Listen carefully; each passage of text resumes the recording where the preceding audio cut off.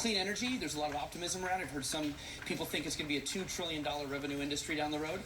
This ETF's pretty new, 34 million, so still pretty small. Pretty cheap for theme, 45 basis points. Let's look at the allocations in it, and you're going to get what you think. It's a lot of allocations to energy, alternative sources, little chemicals, and it's all over the world. Again, theme ETFs go all over the world. You're going to get small and mid caps as well. Let's look at the performance of this ETF versus the other big hydrogen ETF from Global X. This one's done a lot better, even though they do hold the two holdings at the top are the same, Bloom Energy and Plug Power.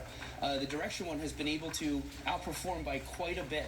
So even though this theme's down to the dumps right now, there's a lot of optimism around this as a possible solution to climate change. All right, Eric, thank you. And joining us now to talk about this ETF is Dave Massa, head of product at Direction.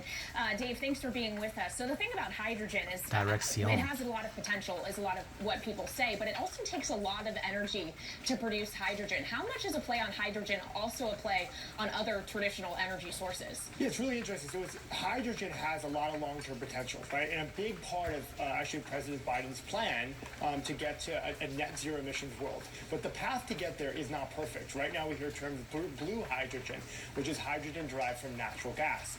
Over the long run, as it gets cheaper and cheaper to commercialize hydrogen from more renewable sources, then we get to the green hydrogen, which is why there's so much excitement about hydrogen as a power source. And when we get there, do you see the market exploding? I mean, what does that do? Yeah, so here's what's interesting. So hydrogen, it's very abundant, right? It's the most abundant element in the world, but it's also very dense as an energy source. So that means a lot of power can be packed into a small area. So let's think about fuel cells. Right now, they're being used primarily in cars, and you see a few of them on the roads in places like California and Texas. But think about the trucking industry, right? We want to move away from traditional fuel sources into electronic sources. You know how much space it would take up in a tractor trailer? Hydrogen in a fuel cell can still allow for a much smaller battery to be used where more shipments can be sent in that same truck. So we just talked to the CEO of Plug Power today. He was talking about, you know, in the sort of last mile of trucking or shipping or forklifts or any kind of industrial equipment, it makes a lot of sense. Correct. It's really exciting. So they have partnerships with a multitude of different retailers that are using them Amazon. in forklifts exactly, where they can just plug it in and then go. So Direction is an interesting company. You guys had a lot of leverage ETFs. Now you're merging more into the theme world. Some of your filings intrigue me.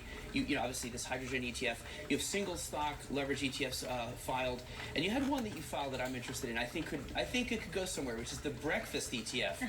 Which I was like, what is this? So it's lean hogs, toast, right, and then orange juice, right? Well, it's like a Trading Places ETF. It's a Trading Places. You know, someone from Philadelphia, I can see why he's interested in that. Yeah.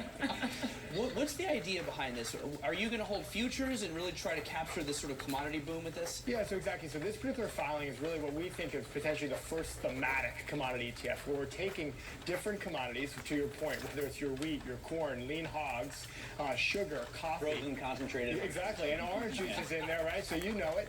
And combine that into one particular ETF using futures contracts. So it's a way for investors to access more commodities than they haven't had before, but also do so in a way that I think is just more easy for people to understand as well, because everyone usually eats breakfast. Most important meal of the day, right? You're supposed to be if you're not. Well, if it spreads to Europe, you know, because they just eat like toast and jam for breakfast, but then it could be huge, because that's another 300 million people that could be eating bacon. Dave, thanks so much for joining us. Dave Massa there of Direction. Let's get now to another ETF, a special look at an ETF that comes with a disclaimer, because commodities got absolutely crushed today, but they have been soaring before that. Here's a look at a steel ETF that performed well until the last few sessions. With commodities surging, the VanEck Steel ETF is shining.